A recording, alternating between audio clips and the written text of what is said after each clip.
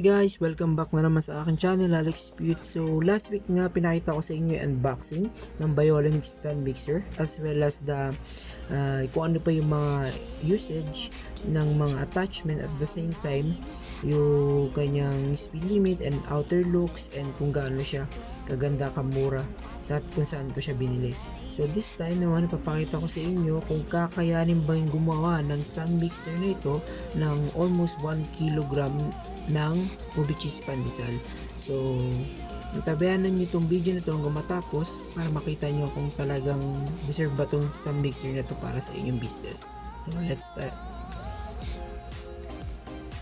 So yun nga, ito yung stand mixer na Biolomix na nabili ko sa Lazada ng 5,300.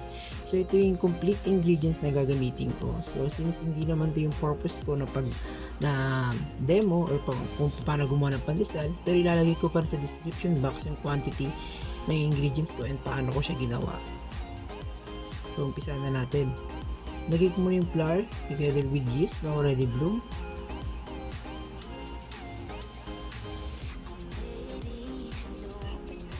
Saka yung improver. So minix ko muna itong pandesal using speed number 1 para mag-combine lang siya. Then after, mix ko na yung wet ingredients.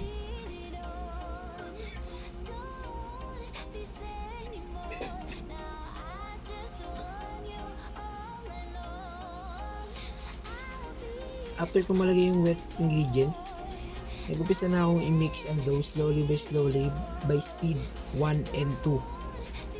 Meron pa kasi akong ilalagay na the rest na 1 cup na flour pagkatapos niyang mag-mix.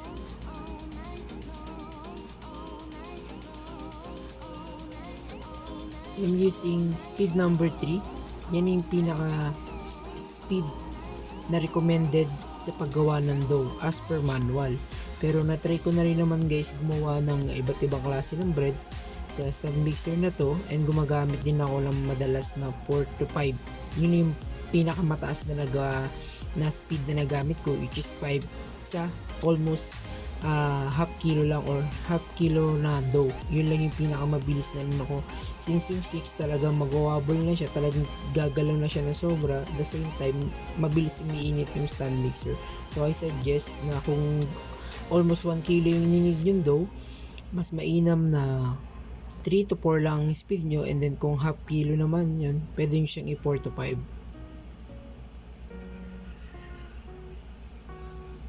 And nag-perform naman tong stand mixer na to na almost na yung dough ko naging elastic na siya. At the same time maganda yung naging resulta niya after 12 to 15 minutes. So medyo matagal nga rin compared to other stand mixers since medyo mabagal lang yung speed niya, pero malaking tulong na rin to guys, especially sa akin kasi mahirap din magmasa ng dough. Just make sure lang kung marami kayong gagawin sa stand mixer na to, meron kayong interval na at least 1 hour para at least makapagpahinga pa rin ng stand mixer. Kasi after 10 to 12 minutes din mag-start na o mararamdaman nyo na yung init sa body or sa katawan ng dough. So after yun nga 15 minutes, ito na yung naging resulta ng aking dough. So elastic, maganda, talagang nag-activate yung gluten ng flour. So for sure na maganda yung magiging resulta ng pandesal ko.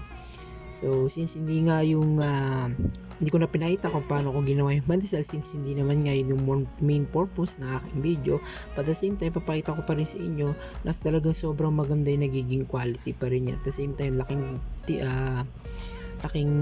tulong na rin para sa ating mga small business na gumagawa ng pandesal, especially sa akin na gumagawa ng 20 to 28 pieces ng pandesal. So maganda yung nagiging resulta at hindi na ako masyado napapagod. At the same time, hindi lang pala pandesal lang kaya magawa nito. So nakagawa na rin ako ng ensaymada, cinnamon roll at saka pizza dough.